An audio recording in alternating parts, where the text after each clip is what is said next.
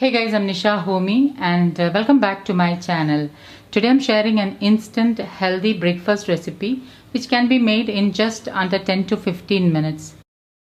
So I have already made some quick and easy instant breakfast recipes which I have updated in a playlist titled PG Hostel Cooking so that it will be much easier for PG hostel students, bachelors and working women to find these kind of recipes. So today I'm sharing an instant healthy, gluten-free and fiber-rich filling breakfast known as masala jawar roti, which can also be had as an instant meal for breakfast, lunch or dinner, and you don't need any fermentation. And the best part is you need just under 10 minutes to make this fiber-rich healthy meal, an ideal meal for bachelors, PG students, working women who does not have much time to spare in those busy mornings. This healthy breakfast is ideal for those who are on a weight loss journey, who are trying to include gluten-free meals in their diet, and for those who are trying to include healthy whole grains in their diet as well. So without wasting much time, let's quickly dive into the recipe.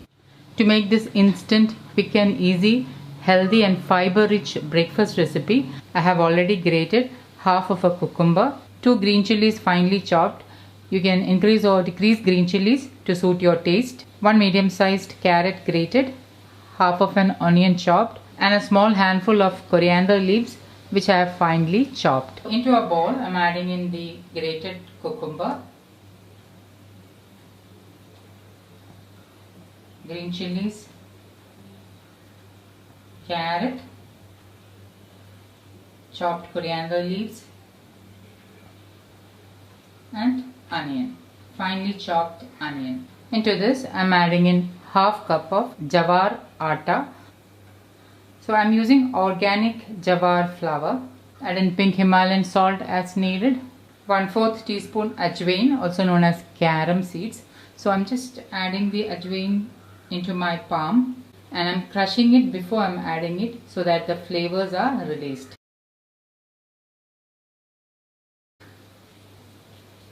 Next I am adding in 1/4 teaspoon jeera, also known as cumin seeds. Ajwain and jeera helps with digestion and also will give a nice flavor to the masala jawar roti. I am adding in half teaspoon turmeric powder to help boost your immunity and 1/3 teaspoon freshly ground black pepper powder. Black pepper powder helps to absorb turmeric faster into your body. So whenever you're using turmeric in a recipe, try to include black pepper powder along with turmeric for better absorption of turmeric. And now with my hands, I'm just mixing all this up. So there is some moisture in the cucumber and in the grated carrot.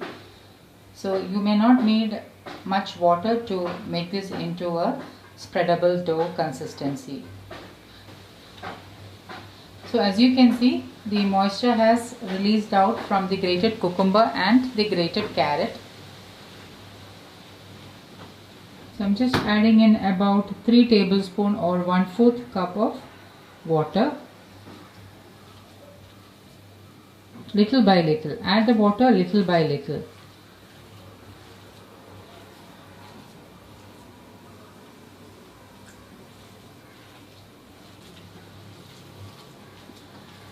So I added 1/4 cup of water and the batter should be of spreadable consistency. So this is how it should be. It should neither be too thick nor too thin. It should be of spreadable consistency like this. You should be able to spread the batter with your fingers. Now I'm going to show you a quick and easy trick to spread the jawar roti on the tawa. So I'm placing my cast iron tawa on the stove top. Try to cook at least one of your meal in a cast iron cookware, as cast iron cookware helps in better iron absorption.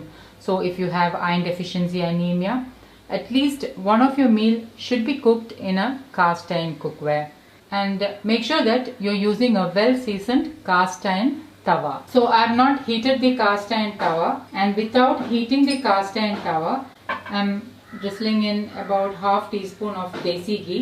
Now instead of desi ghee, you can also use wood pressed groundnut oil or mustard oil or any locally available wood pressed oil of your choice. Remember that wood pressed oils has a very neutral flavor and taste.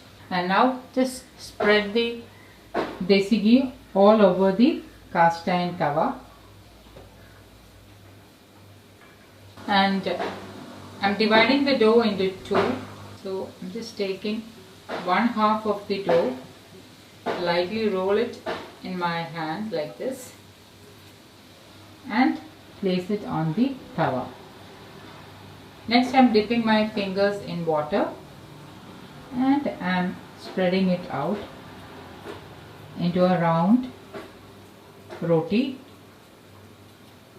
So I'm trying to make it into a slightly thinner round roti.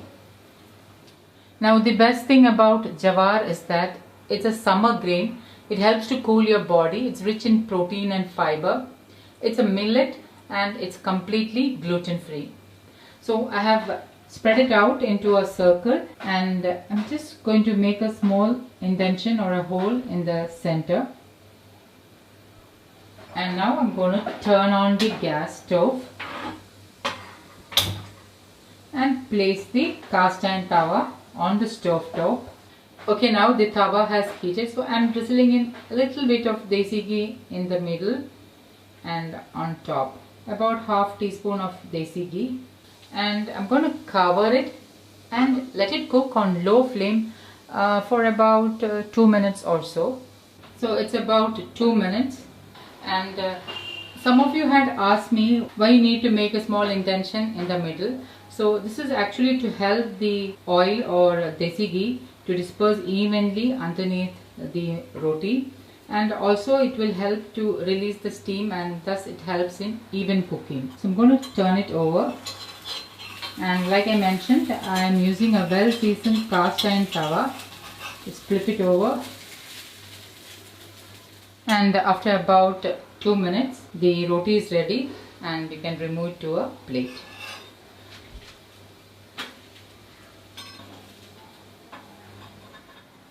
Now to make the second masala roti, obviously the tawa will be hot, and since it's a cast iron tawa, it takes longer time to cool down as well. So what I generally do is, so I have a wet cotton napkin and I'm placing the dough in the middle of the napkin and I'm flattening it just the way I flattened the previous masala roti on the tawa. And if the batter is sticky, you can just wet your fingers and flatten it out.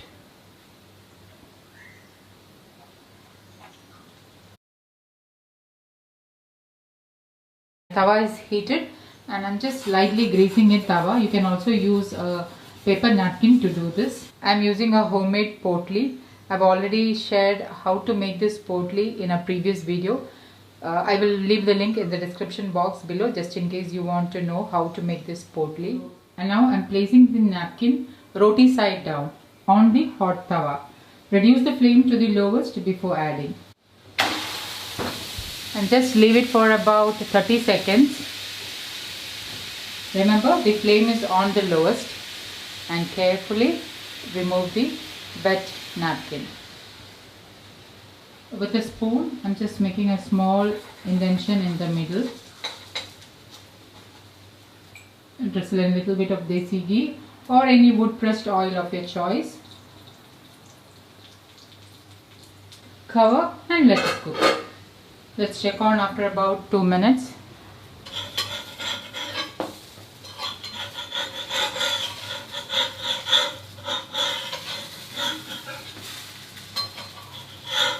Flip it over and let it cook for another 2 minutes. After another 2 minutes, flip it over again, and the second jawar masala roti is ready to serve. The best thing about this masala jawar roti is that you don't need any side dish with this. You can easily enjoy this with any homemade pickle of your choice. So I'm serving homemade lemon pickle which I made with my homemade organic coconut vinegar. If you're interested to check the recipe out, I have shared this on my Insta highlights. You can go to my Insta page and search on my highlights to see how I made this homemade lemon pickle with my homemade organic coconut vinegar. Now pickles are a good source of probiotics if made in the traditional way, and my pickle stays good for many months at room temperature. A lot of you also have concerns about using desi ghee. Desi ghee helps to absorb fat soluble vitamins like vitamin A, K, E and D. If you try this recipe, please do send me pictures on Facebook and on Instagram. Don't forget to like, comment and share this video with family and friends. Thank you for watching, and until next time, take care. Bye-bye.